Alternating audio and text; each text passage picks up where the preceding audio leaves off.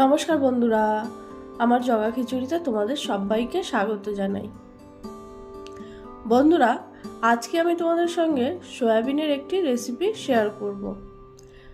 আমরা প্রায় সময় বাড়িতে সয়াবিনের তরকারি রান্না করে থাকি, তো সব সময় তো আর একই রকমভাবে রান্না করে সয়াবিন খেতে ভালো লাগে না। মাঝে মধ্যে যদি একটু অন্যভাবে সয়াবিনটাকে রান্না করা হয় তাহলে কিন্তু বেশ ভালোই লাগে। তাই আজকে আমি তোমাদের সঙ্গে একটু অন্য রকমভাবে বানানো অন্য স্বাদের সয়াবিনের একটা রেসিপি শেয়ার করব। তাহলে চলো আমি কিভাবে এই সয়াবিনের রেসিপিটা বানাই দেখে নাও।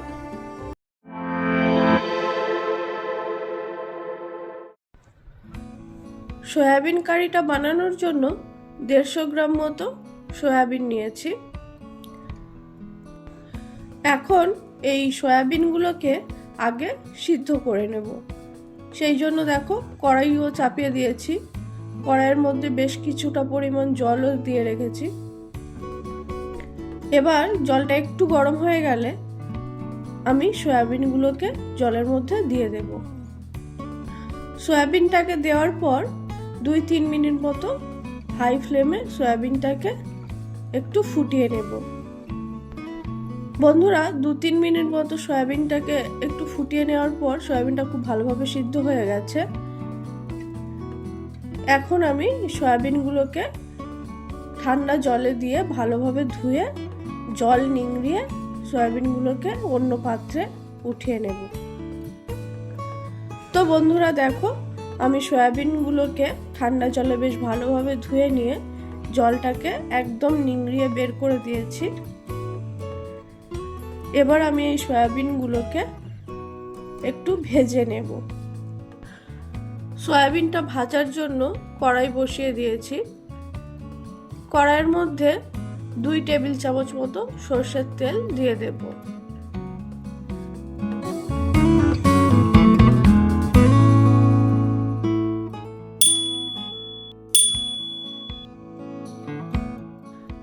তেলটা একটু গরম হয়ে গেলে সয়াবিনগুলো তেলের মধ্যে দিয়ে দেব।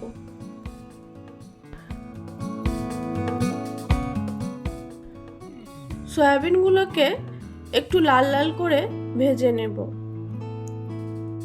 বন্ধুরা, সয়াবিন কাঁচা রান্না করার থেকে যদি একটু ভেজে রান্না করা হয় তাহলে কিন্তু সয়াবিনের স্বাদ আরো দ্বিগুণ হয়ে যায়।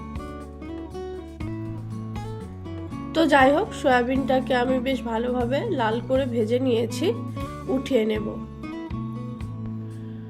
বন্ধুরা, সয়াবিন কারিটাতে দেওয়ার জন্য এবার একটা মশলা বানিয়ে নেব। তাই আবারও কড়াইটা চাপিয়ে দিলাম। কড়াইয়ের মধ্যে 2-3 টেবিল চামচ তেল আবারও দিয়ে দিলাম। তেলটা গরম হলে ওর মধ্যে কয়েকটা গোটা গরম মশলা ও 1 চা চামচ গোটা জিরে দিয়ে দেব। গোটা মশলাগুলোকে একটু নাড়িয়ে চাড়িয়ে নেওয়ার পর একটা বড় সাইজের পেঁয়াজকে একটু মোটা মোটা করে কুচিয়ে রেখেছিলাম, সেই পেঁয়াজটাকে তুলে দেব। এখন এই গোটা মশলা সহ পেঁয়াজটাকে হালকা লাল করে ভেজে নেব। তো দেখো, পেঁয়াজটাতে হালকা কালার চলে এসছে। গ্যাসের ফ্লেমটা অফ করে দেব। এবার এই পেঁয়াজটাকে মিক্সিং জারের মধ্যে আমি উঠিয়ে রাখছি। এটার একটা মিহি পেস্ট বানিয়ে রাখবো। বন্ধুরা, এবার ভেজে রাখা সয়াবিনটাকে আমি ম্যারিনেট করে নেব। তার জন্য সয়াবিনটার মধ্যে 3 টেবিল চামচ ফ্যাটানো টক দই দিয়ে দেব। তার সাথে দেব 1 চা চামচ রসুন বাটা, 1 চা চামচ আদা বাটা, 1 চা চামচ হলুদ গুঁড়ো, 1/2 চা চামচ লঙ্কা গুঁড়ো, 1.5 চা চামচ কাশ্মীরি লঙ্কা গুঁড়ো ও 2 চা চামচ ধনে গুঁড়ো। এখন এই সমস্ত মশলাটার সঙ্গে সয়াবিনটাকে বেশ ভালোভাবে মিশিয়ে নেব। তো বন্ধুরা, সয়াবিনটা মেশাতে মেশাতে ওর মধ্যে পরিমাণ মতো নুনটাও দিয়ে দেব। সয়াবিনটা বেশ ভালোভাবে মশলাটার সঙ্গে মেশানো হয়ে গেছে। এখন এই ম্যারিনেট করা সয়াবিনটাকে আধ ঘন্টা মতো রেখে দেব। আধ ঘন্টা পর এবার আমি রান্নাটা শুরু করব। সেই জন্য কড়াই চাপিয়ে দিয়েছি।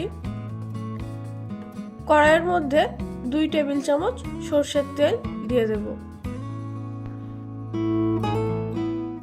তেলটা গরম হলে ভেজে রাখা পেঁয়াজের পেস্টটা তেলের মধ্যে দিয়ে দেব। পেঁয়াজের পেস্টটা দেওয়ার পর একটুখানি নাড়িয়ে চাড়িয়ে নিয়ে ম্যারিনেট করে রাখা সয়াবিনটা ওর মধ্যে দিয়ে দেব। বন্ধুরা, পেঁয়াজটাকে কিন্তু একদমই আর বেশি ভাজার দরকার নেই, কারণ আগের থেকেই পেঁয়াজটা ভাজা আছে, যেহেতু আর ভাজার কোনো প্রয়োজন নেই।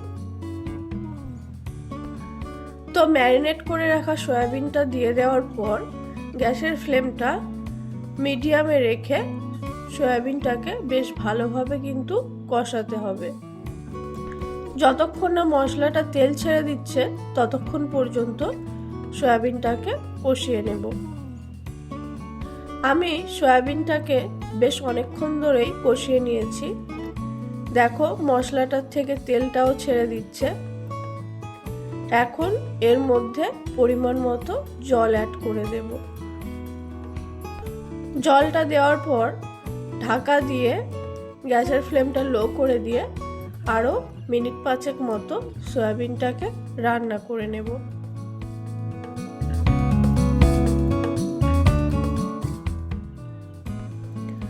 বন্ধুরা, 5 মিনিট পর ঢাকনাটা খুললাম। সয়াবিনটাকে একটু নাড়িয়ে চাড়িয়ে দিয়ে চেক করে নিলাম যে নুন টুন ঠিক আছে কিনা। তো আমার একটু নুনটা কম মনে হলো, সেই জন্য আরও একটু নুন অ্যাড করে দেব। তার সাথে 1 চা চামচ চিনি ও বেশ কিছুটা পরিমাণ কাসৌরি মেথি হাতের মধ্যে নিয়ে ডলে কারিটার মধ্যে দিয়ে দেব। চিনি ও কাসৌরি মেথিটা দিয়ে ভালোভাবে মিশিয়ে নিলেই কিন্তু একদম রেডি, একদম অন্য স্বাদের একটা সয়াবিন কারি।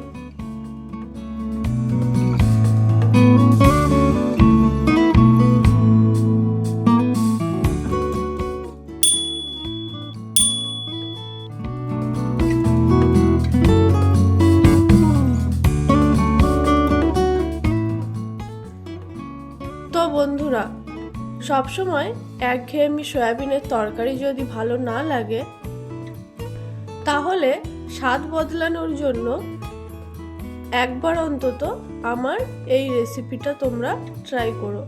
আশা করছি তোমাদের ভালো লাগবে। তো আমার আজকের এই সয়াবিন কারির রেসিপি তোমাদের কেমন লাগলো অবশ্যই কমেন্ট করে জানিও। আর আমার ভিডিও যদি তোমাদের ভালো লাগে তাহলে একটা লাইক করে দিও ও আমার চ্যানেলটিকে সাবস্ক্রাইব করে দিও। আজকের মতো এই পর্যন্তই। দেখা হচ্ছে পরের কোনো এক ভিডিওতে। ততক্ষণের জন্য টাটা।